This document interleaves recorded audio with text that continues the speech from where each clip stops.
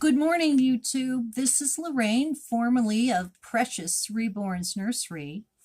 I'm now going to be putting a blog on under my new channel, which is Simplicity in Knit, or Knitting Simplicity with Lorraine. I wanted to talk a little bit about knitting, and I wanted to have the opportunity to share because I so enjoy watching the sharing videos of so many other yarn enthusiasts, knitters, crocheters. It's just as if they're all right with me in my living room. So I'm going to make this kind of quick today. I'm in my 60s. I'm retired. I retired from teaching. I taught for over 40 years in the area where I live, which is in upstate New York. I live in a small community. It's very rural. There isn't a lot of yarn resources or knitting resources or any types of things. We have a Walmart. That's about all. I had a strong desire to learn to knit when I was 19 years old, and this was 1975. There were no, there was no internet, there was no information highway, there was no computers, there was nothing. So about the only thing that a person could do if they were interested in knitting was to get help from a friend or another knitter, or, since I didn't have that available to me, use little teaching pamphlets, which is what I did. This is the pamphlet that I used to learn to knit, and this is copyright from the 70s. I don't know exactly when, but it was Begin to Knit. And this book was very successful in teaching me to knit. But I did run into a snag.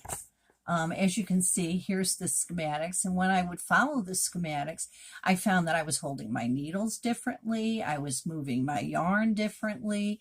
And it took me a while, but eventually I figured out that I was knitting left-handed. So everything in the book was backward to me. So I am a left-handed knitter. Today, I just want to share with you some things that I am doing, that I'm working on presently. So I'll show you this first work in progress. But before I do that, I do want to say that after I did the Begin to Knit, I used that particular book. I then got a subscription to Workbasket magazine. This one here is from 77, I believe. I never threw any of them away. I was very sad when they stopped publishing Workbasket. It was a wonderful magazine, and women used it for decades. But this magazine's gone, but I have a lot of old patterns from this magazine that I still use. Okay, so let's look at a couple of works in progress. This is one work in progress. This is my own pattern. It's going to be top-down raglan cardie.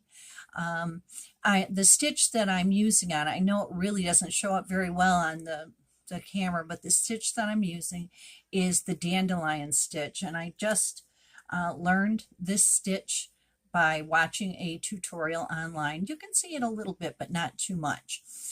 So I have this project that I'm working on. Talk about living in a rural area and not having a lot of resources for knitting. You can see that I made my own stitch markers, and I always did that.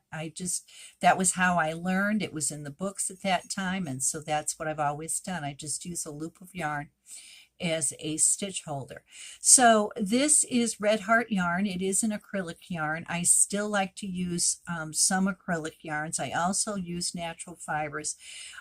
This is the ombre colorway, and it is coral. It's sea coral, I believe is the name. And I chose this yarn specifically because my husband and I were gifted by our son and daughter-in-law with a cruise to the Eastern Caribbean, which we're going to go on in September. I thought that would be, this particular little cropped cardie might be nice on the deck if it was cool in the evening.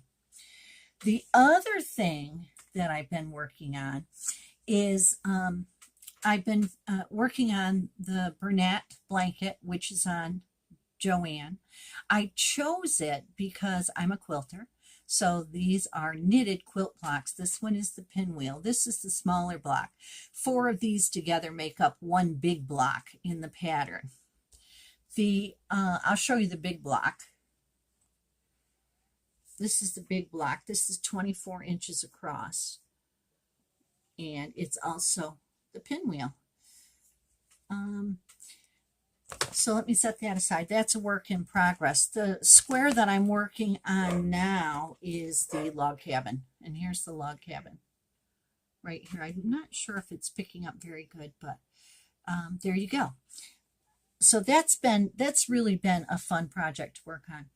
The last thing that I want to show you today is I want to show you a finished product that I have.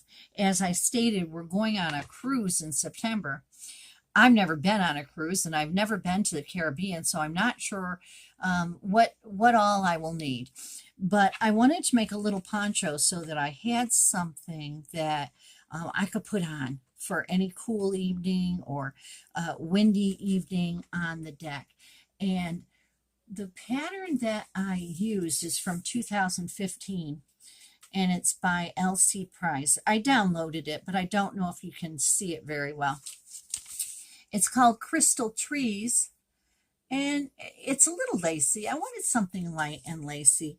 I'm not a real good lace knitter. I think it's because I just have to figure out how my stitches being made with the left hand translate for a right-handed pattern, and it does make a difference because your slants and so on and so forth.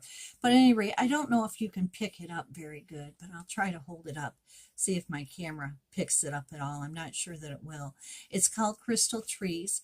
The yarn that I chose, this is Red Heart Love. It's also an acrylic yarn. It's very soft, and it's the color that I chose was peacock because I thought I'm usually not a real bright color person, but I thought, well, for a cruise and out on the ocean, this would be really nice. So that's all I have for you today. I thank you for the privilege of coming right into your living room with you and sharing my knit designs and my knit work and my passion for knitting. And also to offer to anybody who has a desire to learn to knit, you can do it. Just walk on or cast on, as they say. Have a great day. Bye.